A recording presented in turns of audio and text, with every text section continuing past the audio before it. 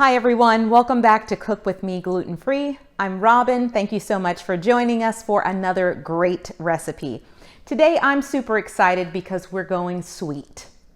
Now typically I'm more of a savory, spicy person, but I do love my sweets, particularly cookies and brownies. Today we're going with a cookie. It's my husband's favorite cookie, peanut butter cookies. This recipe is chewy, it's soft, delicate, it cooks so well, and we'll go through our ingredients in just a moment. But just in case you're wondering why I lead a gluten-free lifestyle, it's because I have Hashimotos thyroiditis, an autoimmune thyroid disorder. And if you want to learn a little bit more, you can jump back over to the focaccia bread recipe, and I tell you a little bit more about my story and how I was diagnosed with Hashimoto's. But I do understand that there are varying reasons why people adhere to a gluten-free diet, or maybe you're just cooking for someone that's gluten-free. You're looking for a good recipe because you've got a friend or a family member that is eating gluten-free and you want to make them something special. This is the place to be. Each week, I hope to drop at least one recipe, sometimes more, but at least one recipe per week will be here, and you can find some really good, tasty things to make that you typically can't walk into a restaurant and buy. So let's jump right over to our ingredients for our peanut butter cookie. Let's take a look at our ingredients today for our peanut butter cookie. We'll start here. We've got 1 3/4 cups gluten-free flour. Today I am using King Arthur's Measure for Measure. This is a flour blend. It has xanthan gum in the mix, in the flour blend. You can use cup for cup. Any of the Measure for Measure cup for cup flours should turn out great in this recipe. Here is a 1/2 teaspoon of salt, 2 eggs, 1 teaspoon of vanilla extract, 1 teaspoon of baking soda, 1 cup of delicious peanut butter. We've got 1 cup of packed light brown sugar, 3/4 cup of white granulated sugar, and 8 tablespoons of melted butter. And we're gonna put all that together and create the magic. Okay, we're gonna start adding in our ingredients. The first items we're going to put in are our butter, melted butter, sugars, the 2 sugars, the granulated sugar, the light brown sugar, and then our peanut butter. So I'm going in with my sugar first in the bowl. Granulated sugar. Let's go in with our brown sugar here.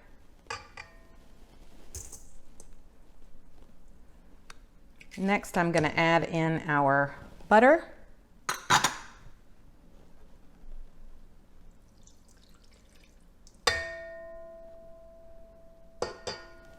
And then next, our peanut butter.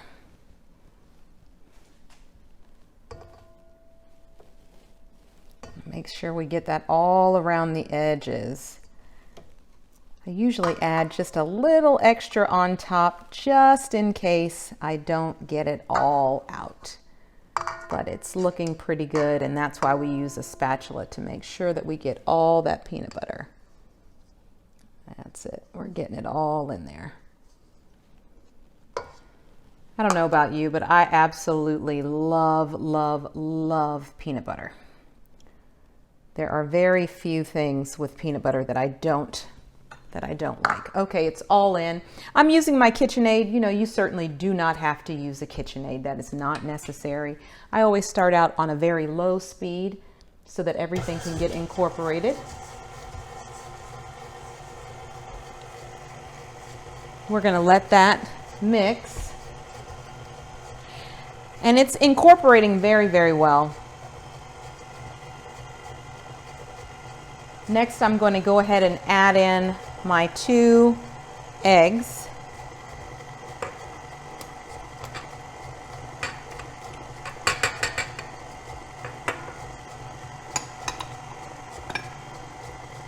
Let's let that mix just a little bit. Then we're going to add in the teaspoon of our vanilla extract.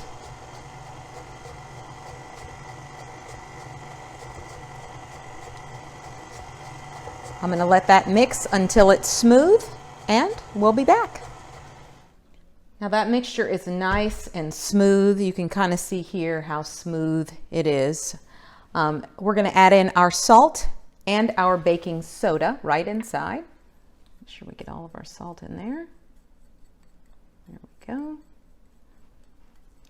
Now when we mix the salt and the baking soda in, we want to mix that at a low speed.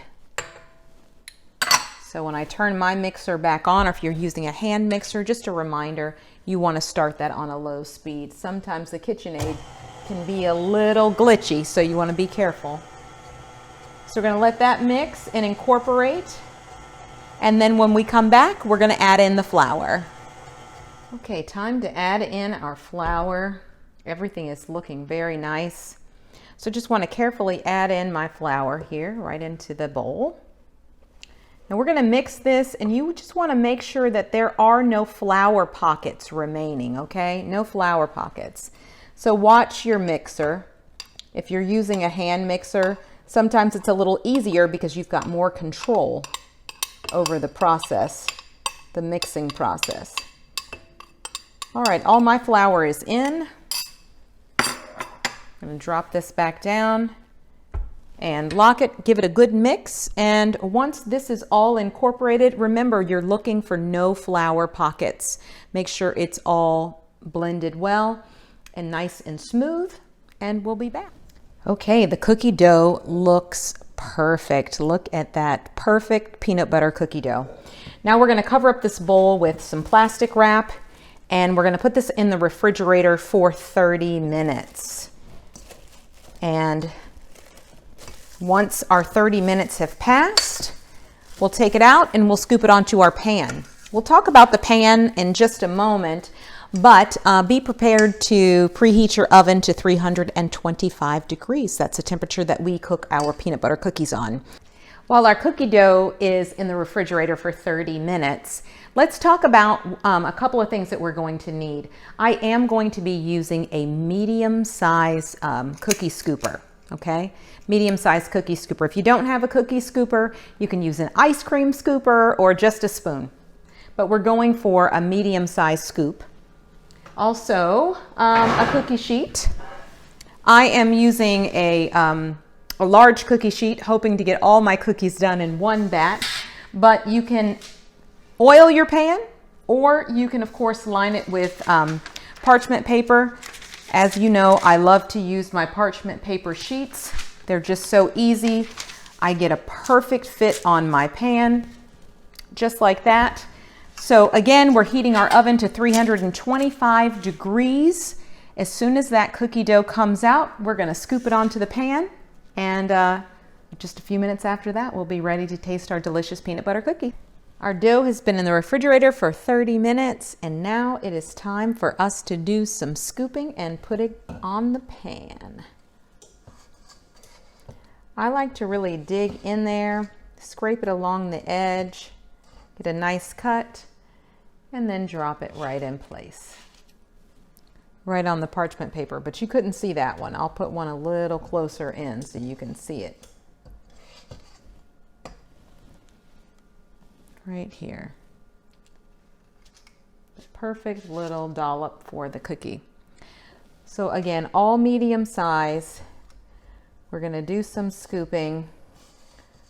I'm going to get these all on the pan, and once they're all in place, I will be back. All right, we got the cookies all scooped onto the pan.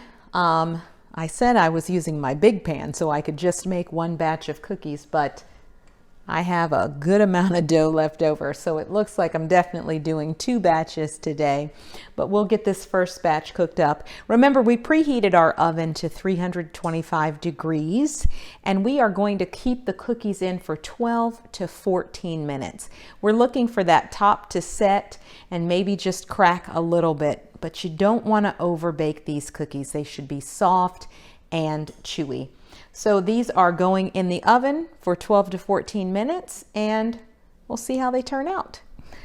The moment we've all been waiting for. Just in case anyone's wondering, with my medium-sized cookie scooper, this recipe made exactly 33 cookies. an odd number, and that's okay. Exactly 33 cookies. I have not tasted a cookie yet. I am waiting to taste this cookie with you. So I'm picking one.